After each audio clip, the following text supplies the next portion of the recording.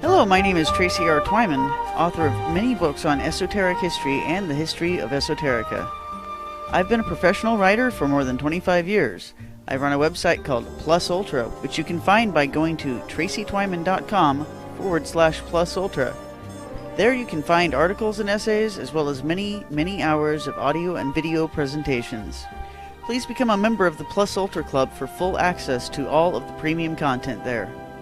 My guest today on this presentation is Jim Egan, the curator of the Newport Tower Museum in Newport, Rhode Island, and the author of many books, including Elizabethan America, the John Dee Tower of 1583, as well as The Newport Tower is John Dee's 1583 New World Church of the Holy Sepulchre, and Shakespeare and John Dee co-wrote The Tempest, Prospero's Island is Rhode Island, along with Squaring the Circle is the key to John Dee's design for the 1599 Globe Theatre, and The Works of John Dee, modernizations of his main mathematical masterpieces. And there are several other books written by him as well. You can find these all on Amazon.com. As he shall explain, he believes that the antique landmark known as the Newport Tower was designed by John Dee as a camera obscura and horologium for gathering astronomical data. His website is newporttowermuseum.com. You know, I've absorbed some of your information that I found, and I think I found you through a business partner of Dan Winter mentioned you to me, because I'd become interested in John Dee, and he said, "Oh, you gotta check out this guy." He says that John Dee created America basically and came up with the whole idea, and so I started checking you out, and I feel like I've only got a thimbleful of, an idea even of what you're about and what you've come up with here. It's amazing what you've done, actually. How is it that you have a museum next to this tower that you say was created by John Dee? The John Dee part of it came later. What really fascinated me was this building. I'm a member of the New England Antiquities Research Association. We study lithic structures, stone structures all throughout New England. Stone chambers, there are stone cairns, there are fields with stones. A lot of it is Native American stonework. Some of it might be earlier. It might be Celtic stonework. We're not really sure. But there's hundreds of sites all across New England. But the strangest site of all, lithic structure, is this building that's right in the middle of Newport, Rhode Island. And it's a circular tower that's 28 feet tall. It's circular, and it has 8 pillars that hold up the large walls that go around. And then it used to have 2 floors in it. You can see where the floorboards are on it. And so it's this structure, and nobody knows who built it.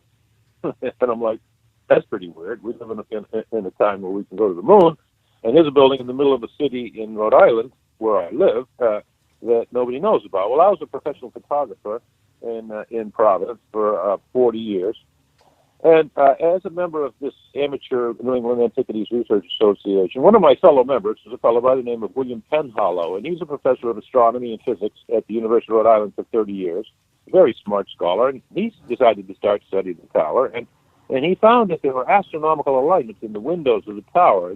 In the first floor room of the tower, there are 3 windows, the northeast window, the west window, and the south window. And at various times, like, for example, on the winter solstice, the sun shines right in one window, through the tower, right out another window, and you observe it from one corner of the park. And then he found another alignment that dealt with the lunar aspect, what's called lunar minor, which is an event that happens once every 18.6 years. So he wrote an article about it, and it was a 7-page article and printed in the New England Antiquities Research Association Journal. And he even gave a talk at the American Astronomical Society in Chicago about it.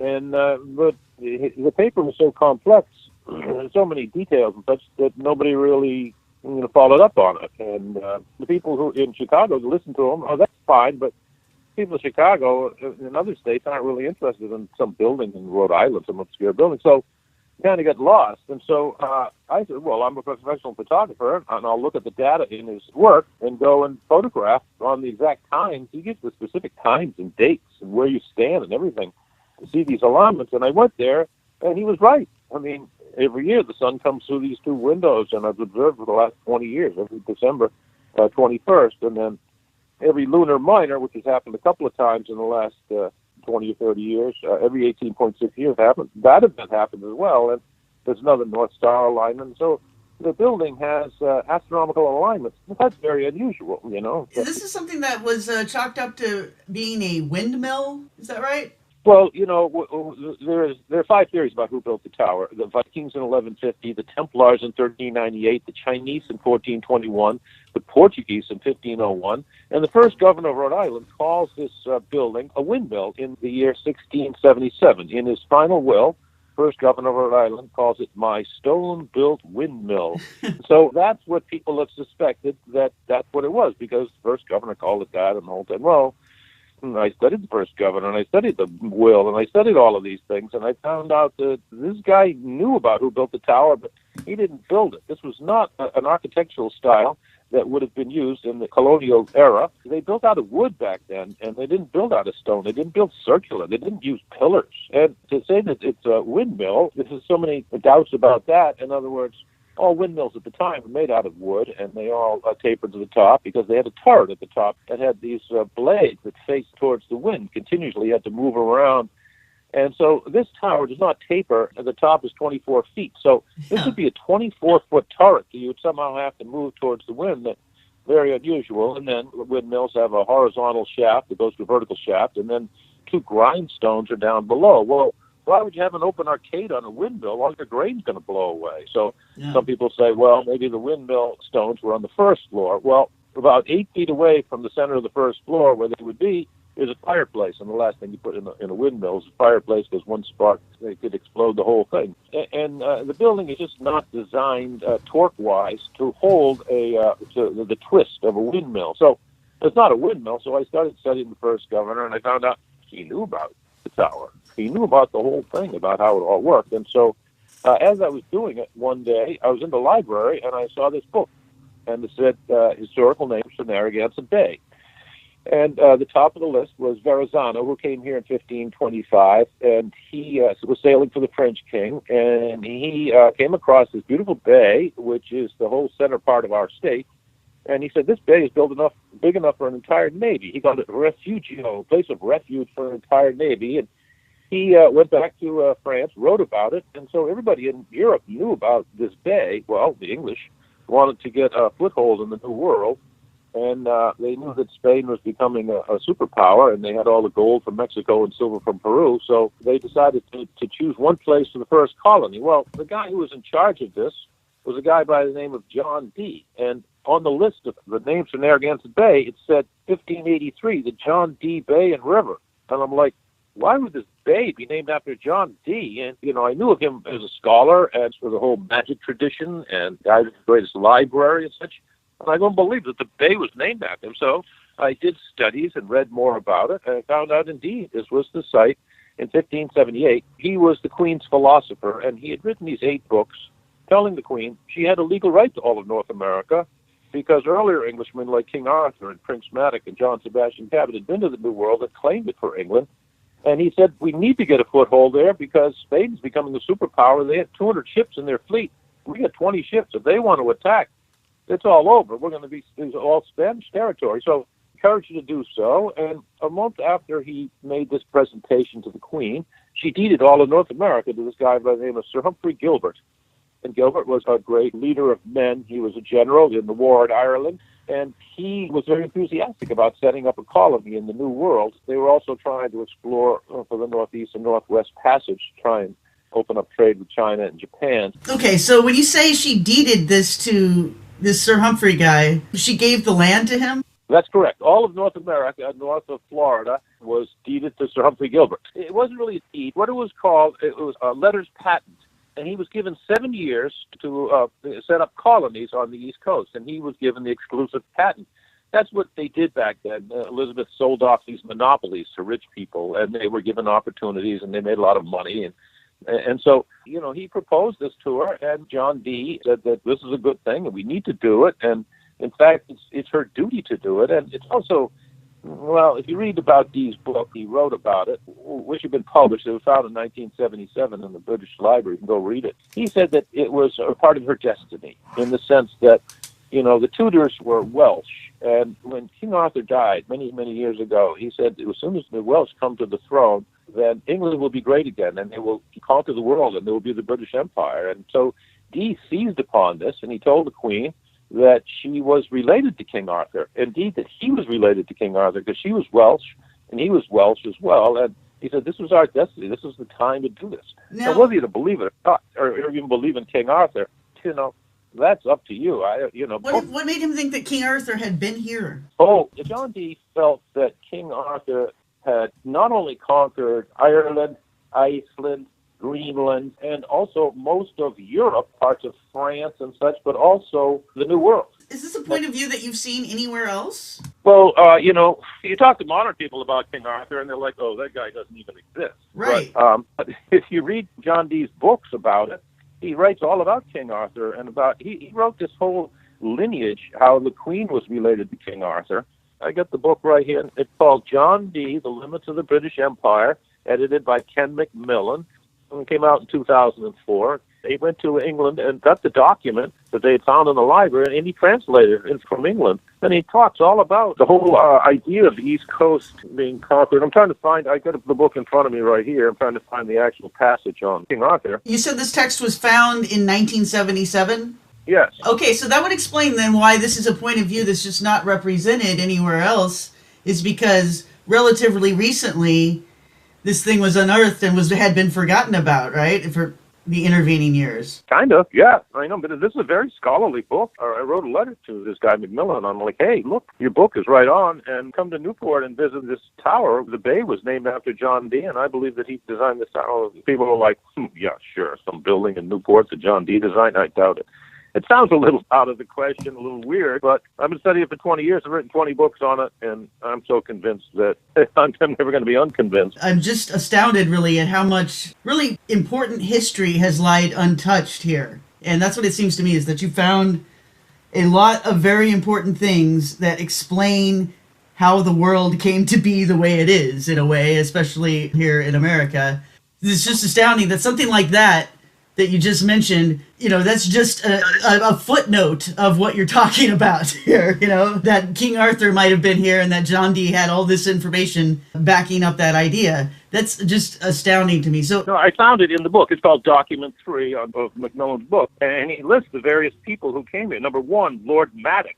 And this is a guy, Prince Maddox, who most people don't even believe, but he writes about him, that he came here. And then number 2, Sebastian Cabot. Number 3, John Cabot. Number 4, it said Cabot again. Number 5, St. Brendan, who was an Irish sailor. 6 is Brendan again. 8, then Sebastian Cabot. And then 10 is Martin Frobisher. And then, 13 here. The King Arthur and his subjects were in possession of Grockland, being near the famous Estotiland. And King Arthur is recorded to have been lord over the Northern Isles, unto the Poles in this manner. And thirdly, he seized Estotiland, is most likely to be. So it's all of this stuff. Estotiland, they thought, is what modern day called Labrador. So anyways, there's a whole paragraph on King Arthur. And he says, the Queen in memory of Estotiland, the history which I exhibited unto your majesty, that's the Queen, last year at Windsor Castle. He visited her at Windsor Castle and showed her all of this stuff about King Arthur. So whether you believe King Arthur even existed or not doesn't matter. Right. John Dee did, and the people in the 1500s did. Then he ends up with a fellow by the name of Stephen Attenborough, who was trying to find the Northwest Passage.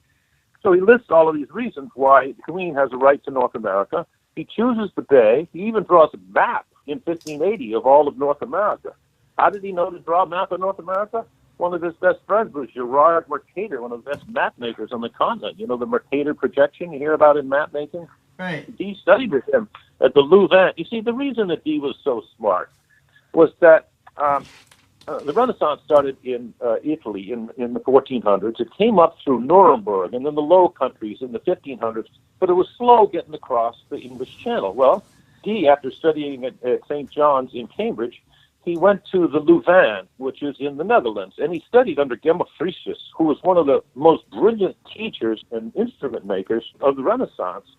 And then Dee taught Euclid in Paris, and he met all of these really intelligent, the top people in the Renaissance, and he brought all the knowledge back to England, which was a little sleepy at the time, hadn't quite worked. So Dee was steps ahead of everybody. So he became the Queen's philosopher when the open time Queen Elizabeth came to the throne, and he encouraged her to, first off, settle North America. Secondly, he wrote these 8 books, and in the first book, he said that she needed to build a navy of 60 to 80 large ships and hire 6,000 seamen to counteract the Spanish. And then in his final book, the 8th book, called The Limits of the British Empire, and he encourages her to open up the Northwest Passage above Canada and Northeast Passage above Russia to open trade with China and Japan. And he says, the limits of the British Empire. John Dee coined the term the British Empire. Now, the British Empire later became the largest empire the world has ever known. Right. And Dee, he coined the term, and he started. So in other words, there's always a seed someplace where things start to grow, and he said, the first place we need to do to start the British Empire is to get a foothold in America. So he chose this bay that Verrazano had written about and said, here's where it's going to be. And so Humphrey Gilbert came over here in 1583 with an expedition of 280 men and 5 ships. Unfortunately, Sir Humphrey Gilbert drowned on the mission. It's a much longer story of what happened, but he never made it. And the deed to North America became void. You see, he was so pleased, Sir Humphrey Gilbert, with the work that Dee had done, because he basically got North America for him. He gave Dee all the lands north of the 50-degree line. That's all of Alaska, Canada, and Greenland was going to go to Dee, and Gilbert was going to get all the rest, all of North America, south of, except for Florida and Mexico and Cuba and Haiti, where the Spanish were. But when he drowned, boom, all gone. So a year later, the Queen deeds all of North America to Sir Humphrey Gilbert's younger half-brother. Now, these guys had grown up together. They were both sailors together. His mother had gotten remarried, so they had a different last name. But you know who his younger half-brother was? No. Sir Walter Raleigh, Wow. who made 3 expeditions to Roanoke Island, 1584, 5, and 7. And now those were unsuccessful as well. The Lost Colony, Virginia Dare, and all that stuff. That was Gilbert's baby brother. But nobody's ever heard of this guy Gilbert because he only made it as far as St. John's in Newfoundland. He didn't make it down the coast, and we're Americans. If you don't make it past Maine, we don't really care. We got our own history. We don't need Canadian history, so nobody studies it. So I went up to Canada, and right there in the middle of town in St. John's, which is this harbor in Newfoundland, there's a huge plaque that says, on this spot, Sir Humphrey Gilbert landed in 1583 on August 5th and took possession of this newfound land in the name of her sovereign Queen Elizabeth, thereby founding Britain's overseas empire, the beginning of the British Empire, right there. And he's very famous. It's right next to the Sir Humphrey Gilbert building, and they made a national stamp of Sir Humphrey. Mm-hmm. But nobody's ever heard of him because he wasn't headed there. He stayed there for 2 weeks to revictualize after coming across the ocean. So this is where he was headed. But he never made it here. So historians have said, well, he couldn't have built the tower. He didn't make it past Maine. He made it about as far as Nova Scotia. And then he had to head back because he'd lost all of his supply ships in storms. Anyway, I found out by reading that a year earlier, in 1582, he had sent a preliminary expedition of 2 ships and 80 men under the leadership of Anthony Brigham. And I claim they came here, built this tower to be the city center of this first Elizabethan colony. You see, part of the deed that Dee wrote, which describes the bay, said that he had to build a token of occupation. And so Dee said, well, I guess that's the building you need. And Dee has designed this building that expresses his mathematical cosmology, a small little building that I claim is still out there today, and had them build this in 1582 on this preliminary expedition, but Humphrey Gilbert never arrived. So I claim they abandoned the building, and then Humphrey Gilbert's brother, as I said, went down to further south where there was a longer growing season in North Carolina, Sir Walter Raleigh and the Roanoke expedition, and this was abandoned. And it wasn't found again until the 1600s when the English started colonizing here. And one of the first people to colonize, Rhode Island, was this guy who was the first governor of Rhode Island. So he claimed it, and he claimed it to be his own. And that's why I claim that there's this whole connection. But The reason that a lot of scholars are really not interested in this is because of the first governor of Rhode Island, who not only was he appointed by King Charles to be the first governor, he was reelected 7 times, and he died. 1,000 people attended his funeral. Very famous. He ruled over Newport and Rhode Island during the times when there was this incredible freedom of religion. This is where freedom was born in America. But he's been thrown out of Rhode Island history, tossed. You don't read about him in the books. You know why? No. Why? Because his name was Benedict Arnold. This is not the traitor Benedict Arnold. This is his great-great-great-grandfather. They lived a century apart. But because this guy's name is Benedict Arnold, we don't really want him in Rhode Island history. We don't want, it doesn't sound good. We don't like it. And so you can read all these stories about Rhode Island, but don't even mention his name. Wow. Well, he's the guy that owned the tower, and he owned the whole thing. And so, I was able to make all of these connections and see the whole story. And the other part of the story is that historians don't really want to study John Dee. Yeah, I figure that's a big part of it. But for whatever reason, is it just because of the magic and the conjurations? I mean, that is kind of what ruined his life, right? Because it seems like he was set up to be one of the most powerful and important men, and yet, from what I hear, he died in poverty and got abandoned by all of his patrons. And these days, if you've read about him, you probably read about the conjurations and the divination and the wife swapping. That's what people know about him now, but it's like he's one of the most important men in history from what you're telling me.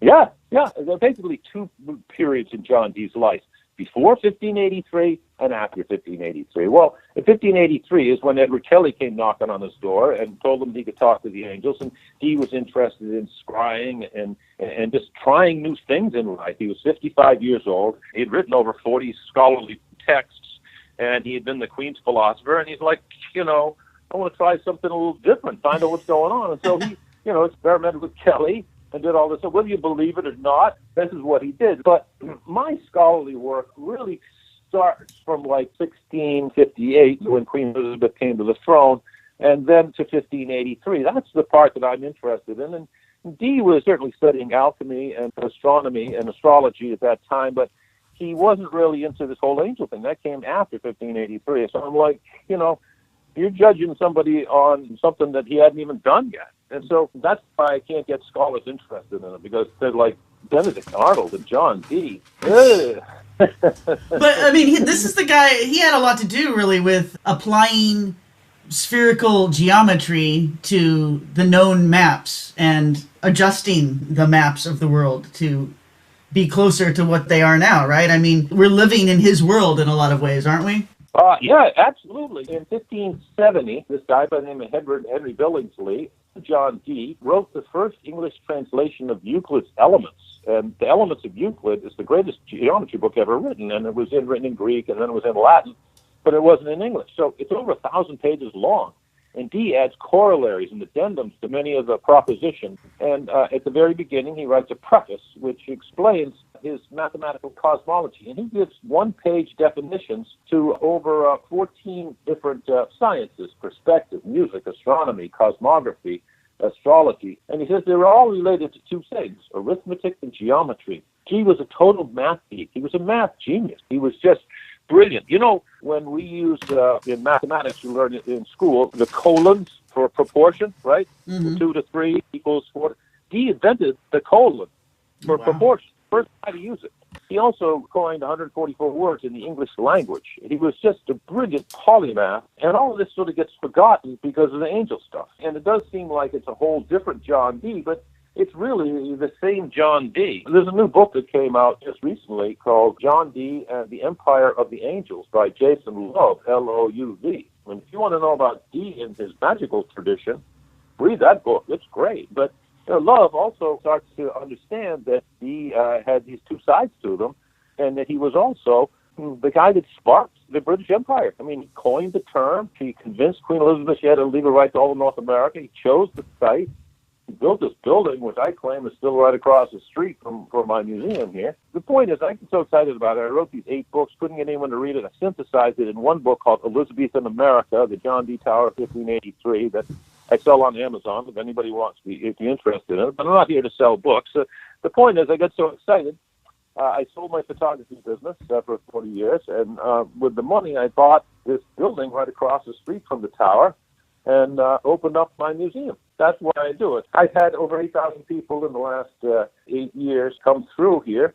People from all over the world and people all over America are interested, but not too many people from Rhode Island are really interested. Who owns the site that the tower is on? Oh, it's owned by the Toro Park, which is a small little pocket park, which it's in, was deeded to the city in 1855 by a group of local neighbors that bought it. And so the city of Newport owns the site. They're doing a good job. They did a repair job on the top of it about 10 years ago, and they just dedicated this $27,000 to have somebody give an examination to make sure that it's stable and it'll last another 100 years. So they do take good care of it, but not really a lot of interest. In Newport, there's a lot more interest in the mansions that are around here, stuff of the 1800s, the Gilded Age stuff.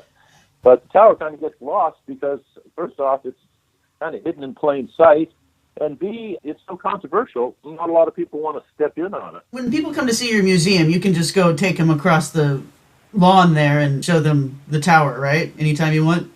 Yeah, I'm looking out the window. I see the tower right here. It's just 50 feet away. Yeah, it's in public land. So I don't charge anybody any money while I'm over there for the tower tours. I do that all for free, and I meet people in the park and explain it all to them. And, like, this is the most unusual building in America. Where else do you see something like this? And people have been in awe of this building for the last several centuries. In the 1800s, 1900s, there's all of this book, written about it, and they did excavations there in 1950 and all of it. So it has perplexed people for years, but nobody really studies it. How do I know?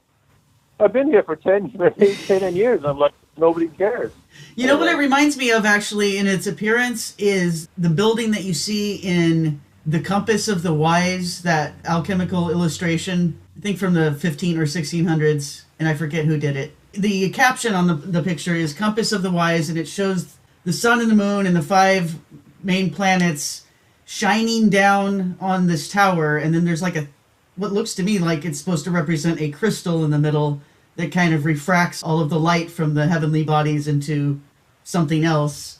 I just thought it really resembled what the tower looks like now, and I don't know all of what it looked like when it was fixed up, but I just Googled that image, and it's Frederick Maurer's stick. You're right. It shows, like, the bottom part of the building, these columns that have looks like 8 columns, similar to the building over here, and then these 2 large columns on the right and left, which is similar to some of these work. So, yeah, this building, I call it a fort or a horologium, a building that keeps track of time because it has these astronomical alignments in it. But in general, it's what's called an athanor, which is like this alchemical vessel where all of this stuff happens. And I'm not talking about mixing newt's eyes and mixing all these things. I'm talking about philosophical alchemy. In other words, ideas and learning about the compass directions and longitude and the shape of the earth and where we come from. And that's what a lot of alchemy is. People kind of get it mixed up with, making gold out of base metals, but it's really a philosophical alchemy. And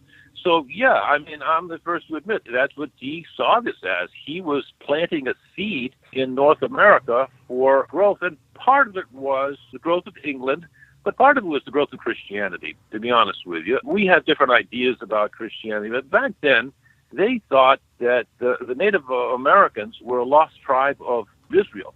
And once they were converted to Christianity, Jesus was going to come back to earth, the second coming.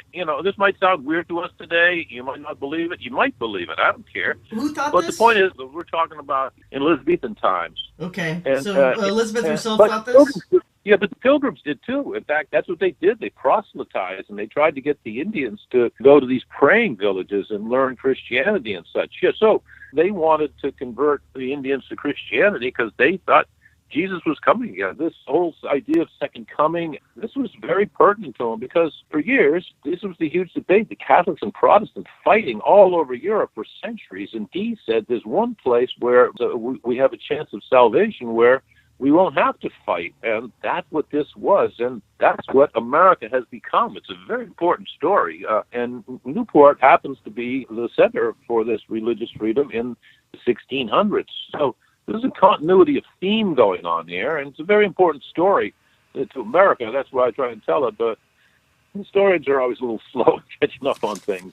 You mentioned that D cited that there's a city of heaven that you say is near Portland, Oregon, where I'm at. Okay, I got it right here. Basing his knowledge on Marco Polo's written travelogues, D asserted that Kambaloo, literally the king's seat, now Beijing, and Kinsay, literally city of heaven, which D places near modern-day Portland, Oregon, are all on the same latitude as Polo's city of origin, Venice.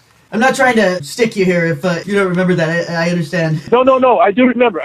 Now I'm talking about one of the letters that he wrote to Queen. In fact, that's in the same book that I'm talking about here. What that reference to Portland, Oregon was, there was a Spanish explorer, and his name escapes me right now, who came up through Mexico, and he was exploring the middle of America, and they say that he founded this city of heaven. And some people think it was in Nebraska, and then other people think it was in Oregon. But he came up through the Great Divide somehow, and I talked about this huge city. Well, there were huge cities. The Native Americans had huge cities all across America. So I'm not sure exactly which one that he's talking about. But D puts that, can say, on his map of 1583, which he draws in his map of North America. And he uses it to justify that this is all on the same latitude. And he tries to tie the world together. You see, they still weren't sure about the Pacific Ocean. I mean, Drake had just gone and discovered the Pacific Ocean in Elizabethan times, and he was friends with D. D helped them out.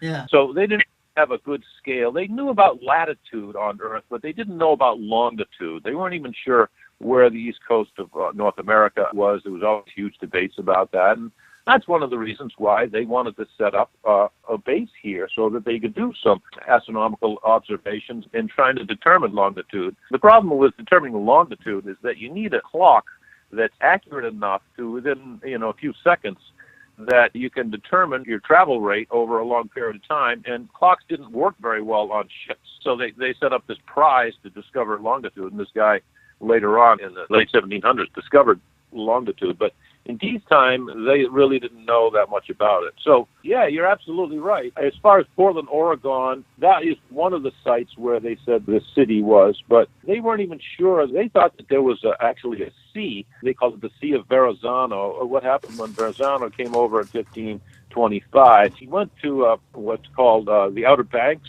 Pamlico Sound, and this is this big, long, sandy spit in North Carolina. And you could see over the spit, and there was water there. It's a big bay. It's called Pamlico Sound. Well, Verrazano said, oh, I bet that's the route that goes to the Pacific Ocean. So they thought that there was this route that crossed across North America to the Pacific Ocean, and you'll see the Sea of Verrazano on many old maps.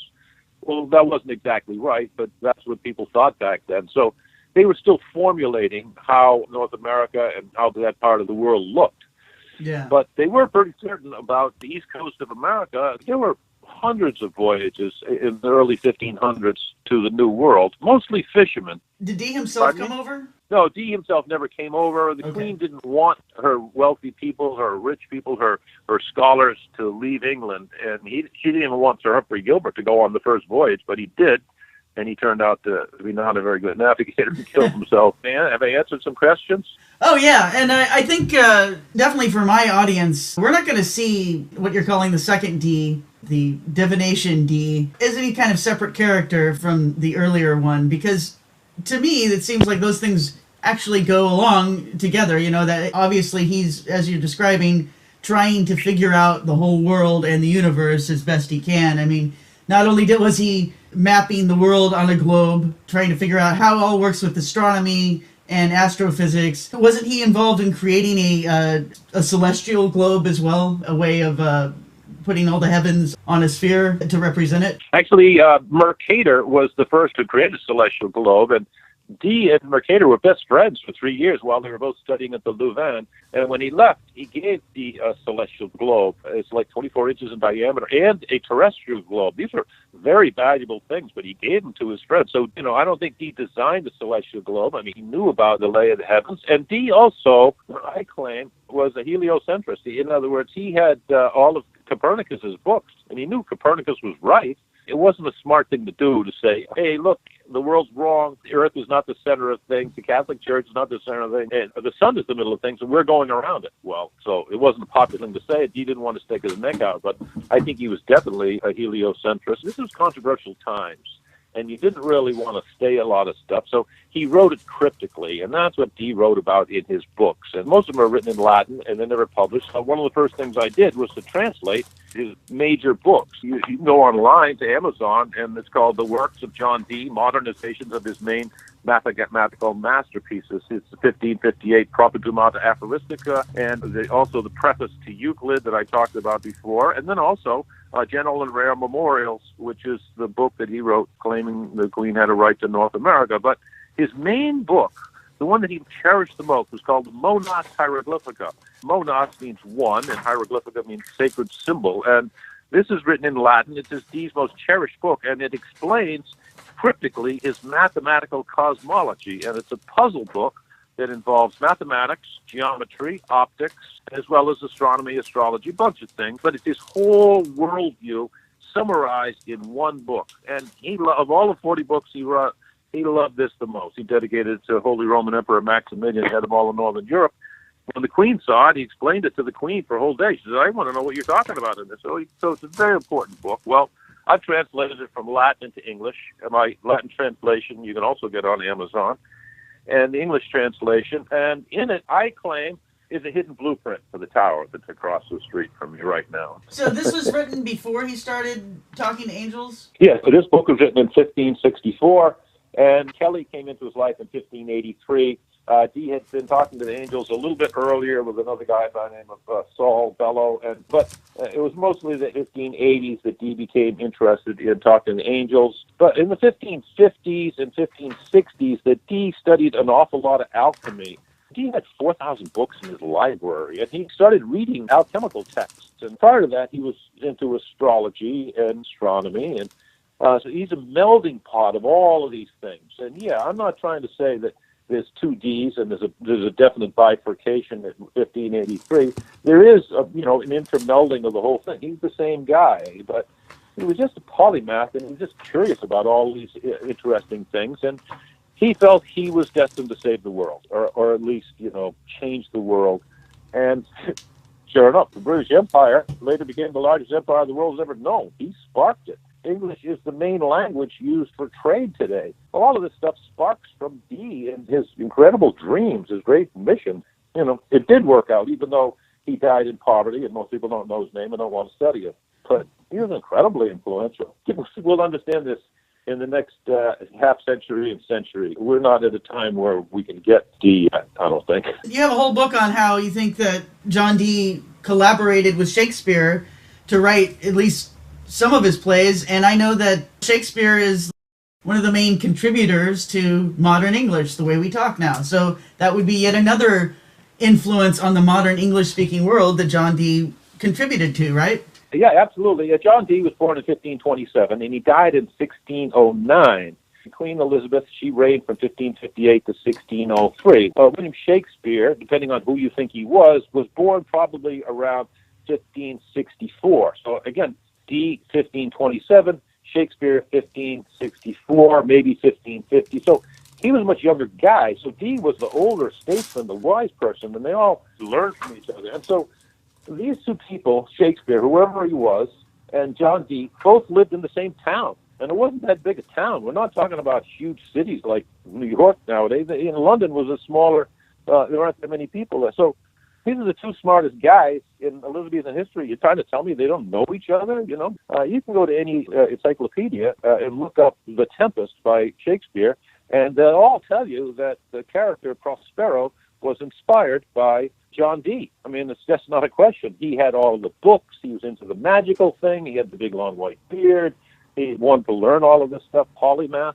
So I started reading that, and I realized that The Tempest was a sort of story that is a reflection of Elizabethan colonization effort of 1583 that I had been studying about. So I wrote this whole book about it. It's called Shakespeare and John Dee Co-Wrote The Tempest. And people are like, oh, yeah, right, sure, John Dee. Well, it's a 627-page book in which I explain that a lot of the characters in The Tempest are based on the main players in the Elizabethan colonization effort of the 1580s. Gonzalo is Sir Humphrey Gilbert. Anthony Brigham, who built this tower, he's Antonio. And so, I've written this whole book about it, and people, first off, they don't know who Shakespeare is. Secondly, they don't see a connection between John Dee and Shakespeare, but someday they will. The competing conspiracy theory or whatever, twist on history that has been proffered before was that Francis Bacon was the real author of Shakespeare's plays.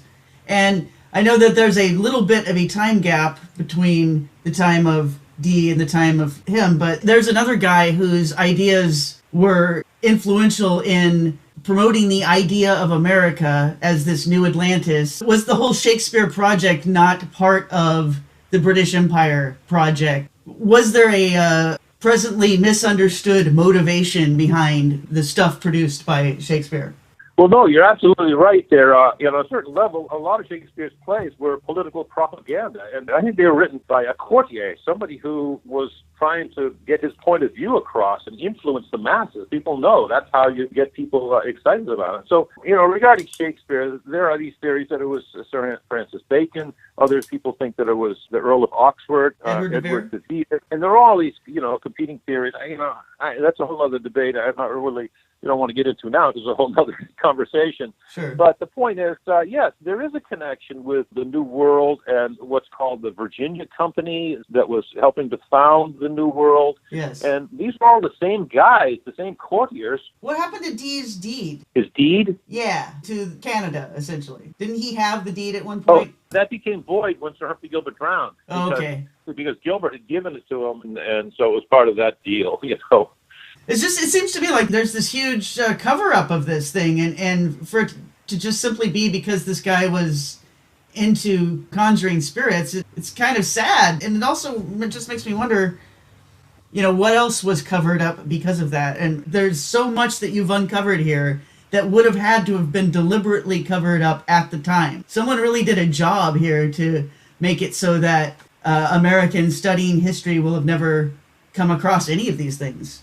In other words, to cover up with regards to the first governor, or why he called it that, you mean? Just the cover-up of John Dee's influence on all of these things. Oh, I see, yeah. There's the influence of Freemasons on America. There's the influence of this Virginia company that, a lot of people kind of think, how did they ever stop owning America? Did someone officially declare that they are no longer in charge? Or is it possible that it just continued, but under a different form?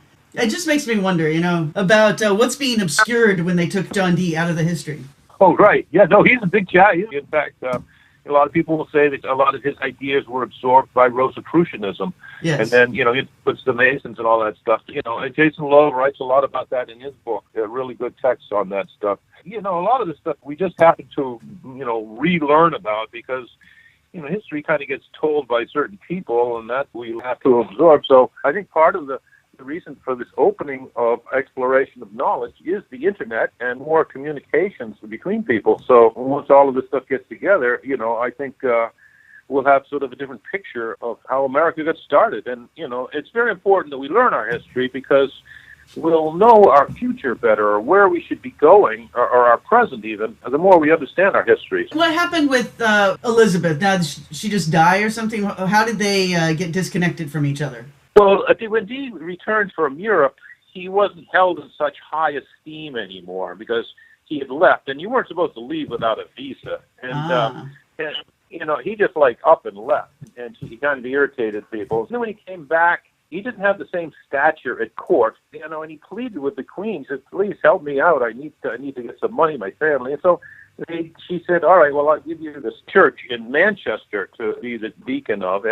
But Manchester was kind of way far away. They kind of wanted to get him out of it. And they weren't so much into, the spiritual stuff that Dee was into and that they knew he was into. So he was a little bit shunned. And then Queen Elizabeth died in 1603 and King James came to the throne. Well, King James, he had written a whole book on witch hunting. And he didn't like Dee. And so Dee pleaded with him. And he wanted to put Dee away. He was not into Dee-ness at all. Things times changed.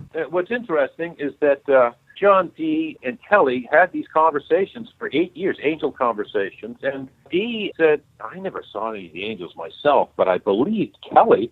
he could talk to them, and we had conversations, and he wrote down everything that happened in his diary. At the end of his life, John Dee, 1608, 1609, he buried the book in his backyard in a wooden box 4 feet underneath the ground. Well, 15 years later, an antiquarian bought his house, was digging around the yard, came across the book, and he published it. And it's called A True and Faithful Relation, What Happened for Many Years Between Dr. Dee and Some Spirits, published in 1569. And it has all the angel conversations. You can buy the book on Amazon. You can read it. It has these weird words. Edward Kelly, I see a little fire. Now he is gone. All this weird stuff. But now, in 1583, we didn't talk to angels anymore. We were in the scientific revolution. We were Puritans. And so Dee has been thought of as this crazy guy. And even back then, they started discounting him and, eliminating him from history. So, it's taken years for us to relearn again the importance of what he did and what his figure was in the course of human history. But, all of this stuff is out there, and I encourage people to read it. It's a great story. I mean, isn't it a great story? Wouldn't this make a great movie? Yeah, I'm completely enthralled. So, at the end of Dee's life, not everybody knew about the angel stuff. That was kind of a secret that he kept and didn't come out until somebody unearthed the stuff that he put beneath the ground. Is that right? Yeah, that's correct. Yeah, his personal diary was not published until 1659. And so in the intermediate time, they still loved it. The people of England, they loved Dee. He had written all of these scholarly books and advanced mathematics and geometry and the study of science in England. He brought the Renaissance to England, and people appreciated him. Just as an anecdote here, the governor of Rhode Island, this guy Ben McDonald, who I talked about, who owned the tower, one of his contemporaries was a guy by the name of John Winthrop Jr. And John Winthrop Jr. founded Connecticut. He was the first governor of Connecticut. He founded New London, Connecticut. And this book, written by the Connecticut state historian called Prospero's America, John Winthrop Jr., Alchemy and the Creation of New England Culture from 1606 to 1676. Alchemy in New England culture, what's that all about? These guys were Puritans. Well, this guy, John Winthrop Jr., he was into medicine. He had over 200 patients around New England. He was into iron making at these ironworks up in Saugus and Braintree, and he was into salt making.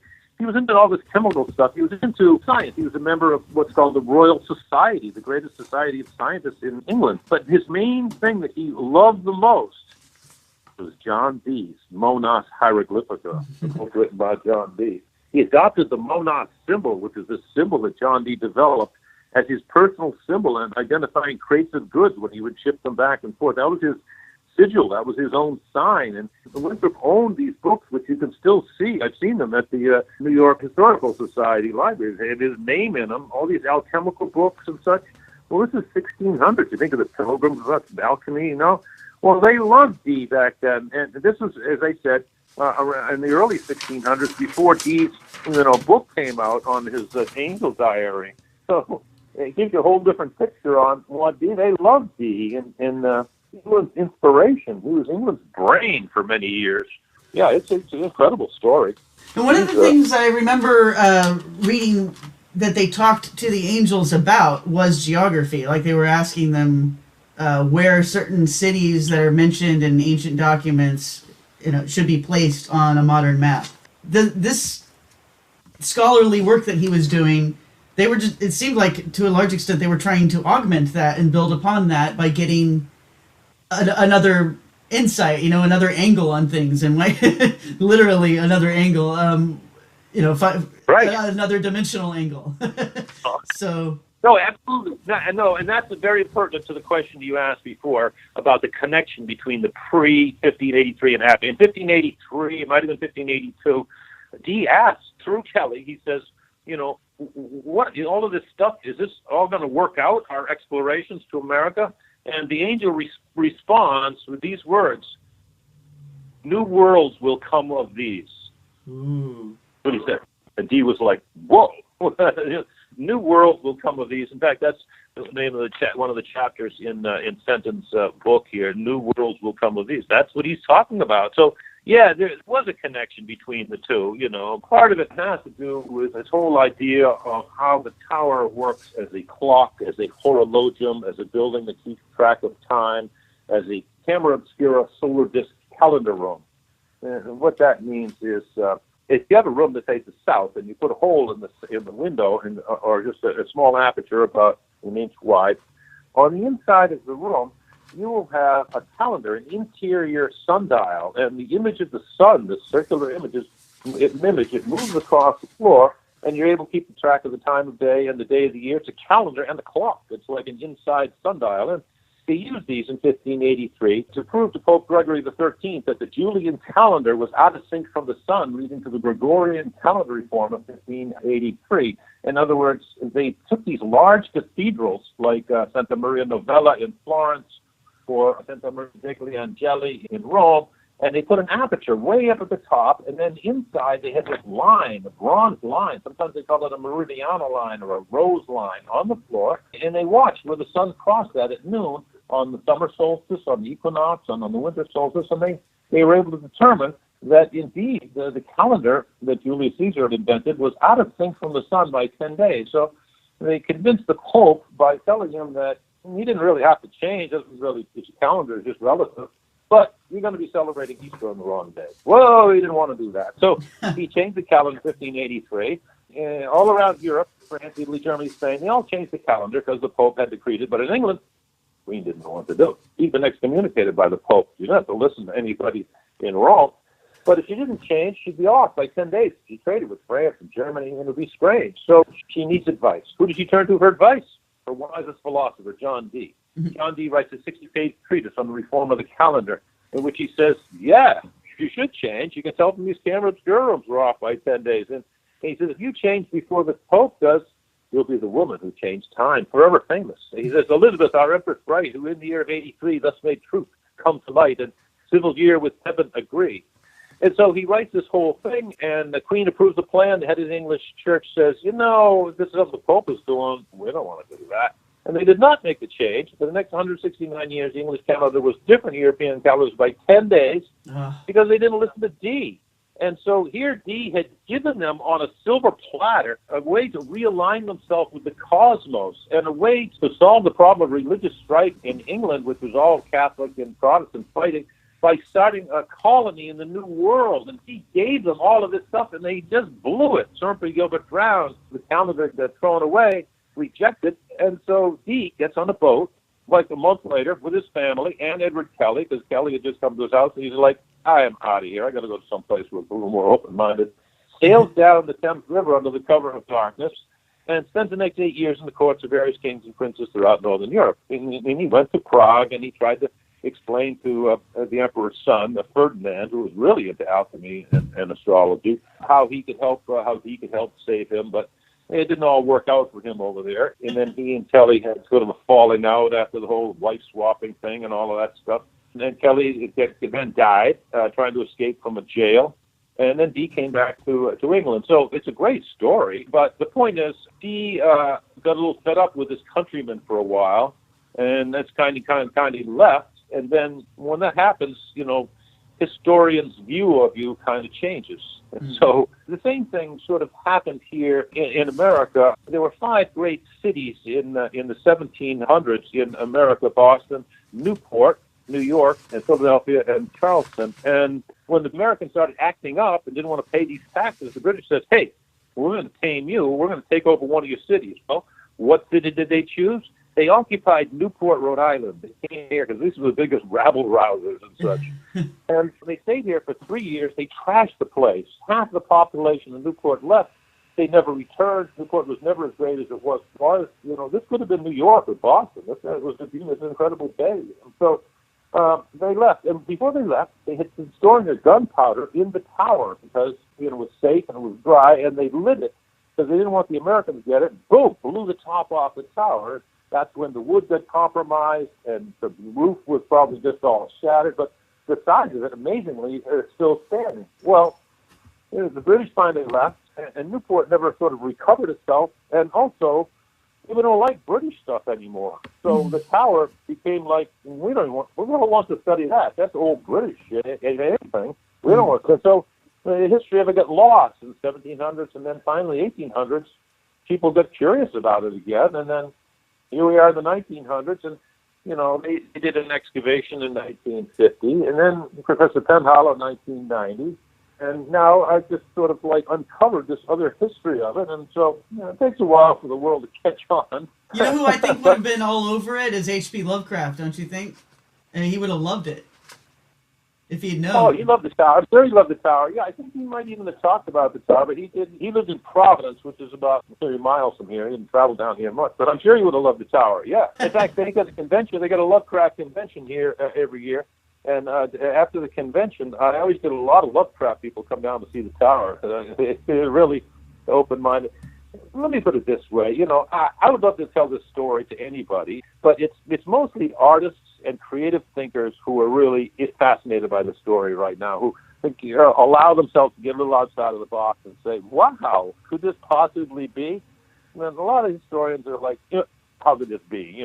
I've been teaching history for 50 years, and I didn't know anything about this. Well, sometimes new information comes around. You just have to be open to it. Have you gotten any inquiries about, from producers? I know you're a movie maker yourself, but I mean, has anyone from a large company come around asking you to help them make a documentary or anything? About 4 years ago, I was on a show called America's Oldest Secret. That's the name of it. If you Google America's Oldest Secret, it was a History Channel show called America on Earth.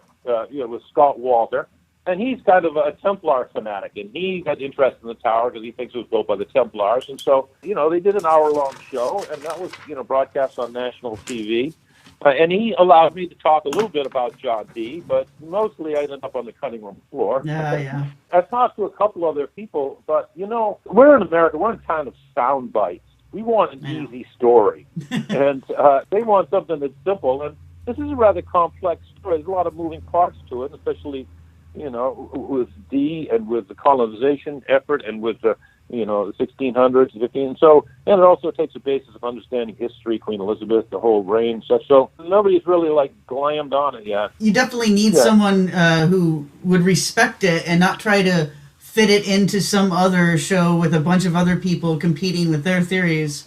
In fact, you would probably need a 13-part series or something of an hour each for each part.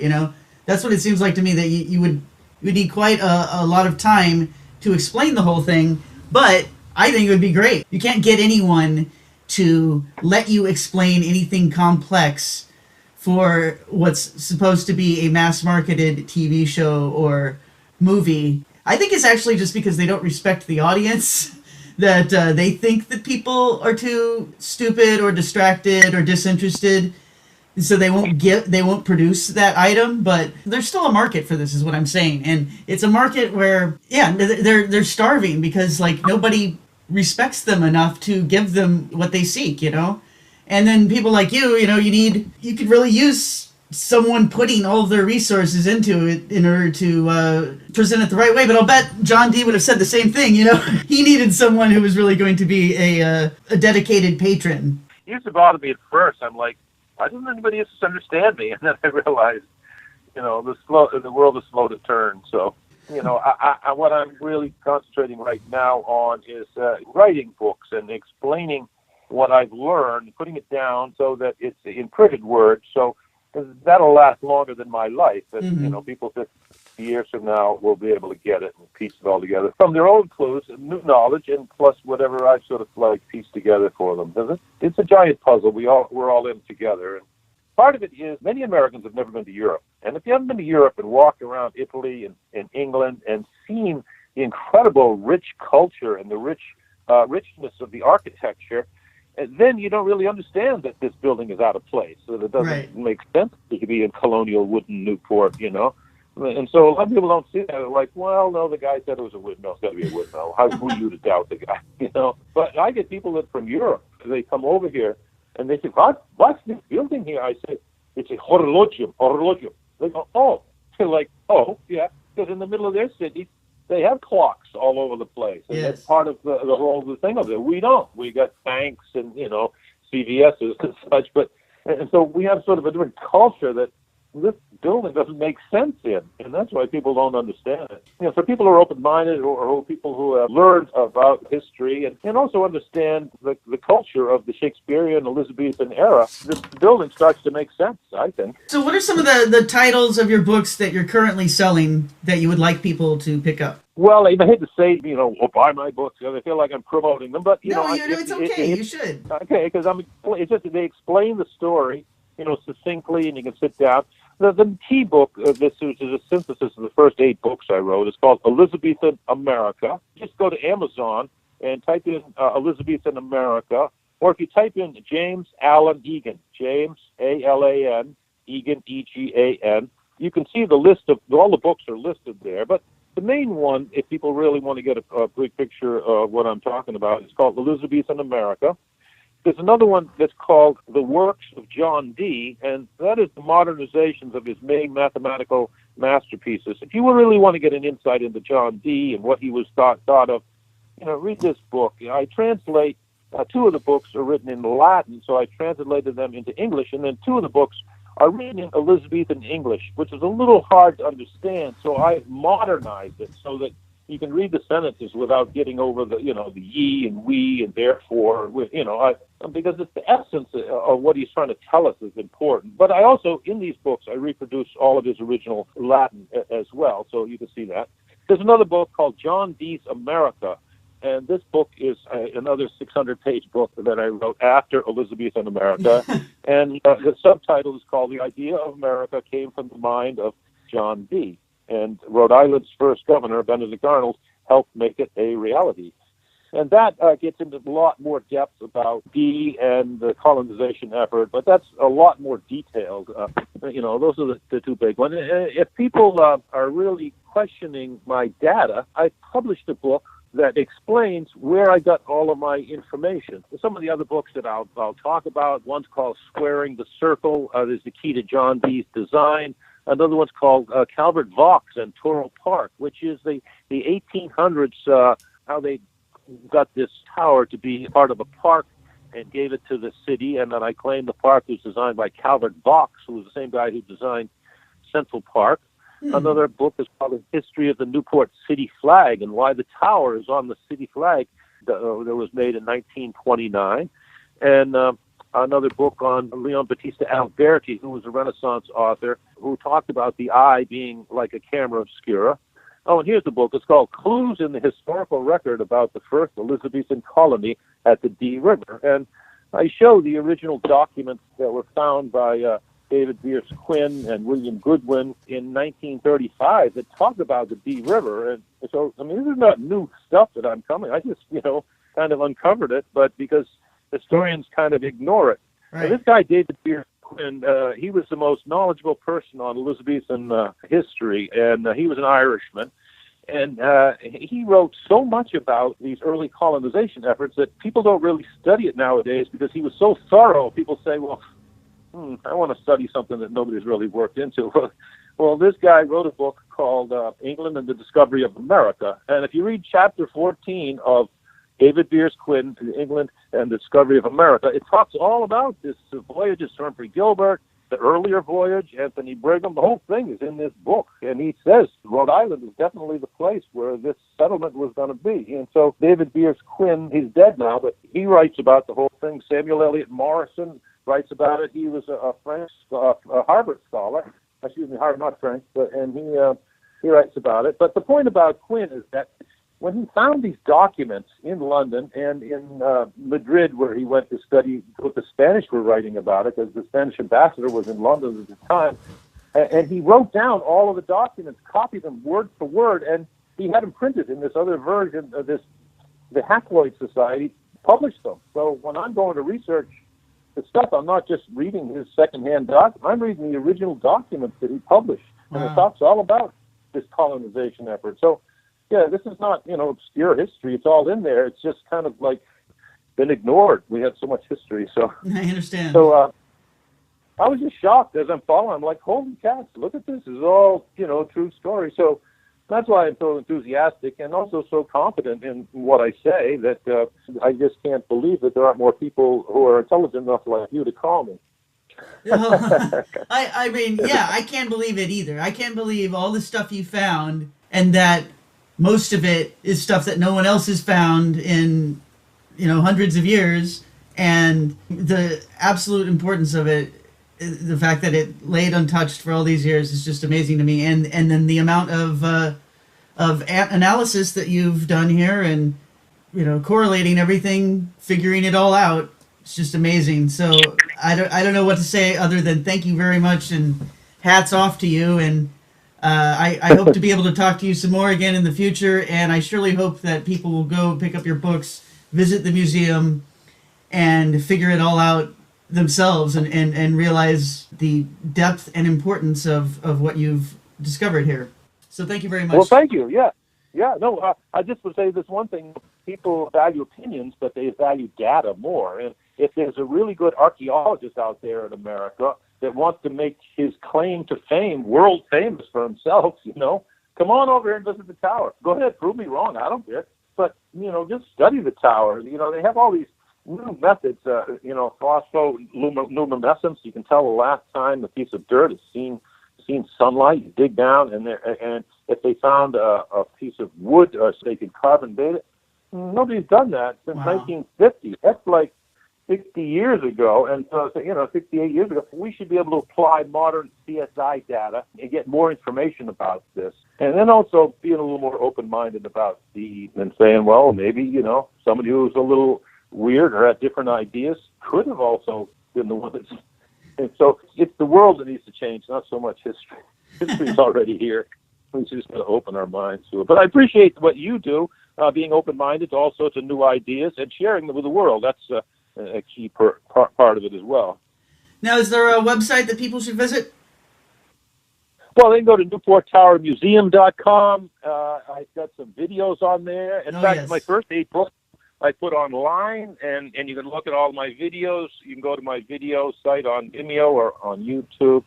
And then I also have a really good Facebook page that my friend Mark Cretin helped me put together.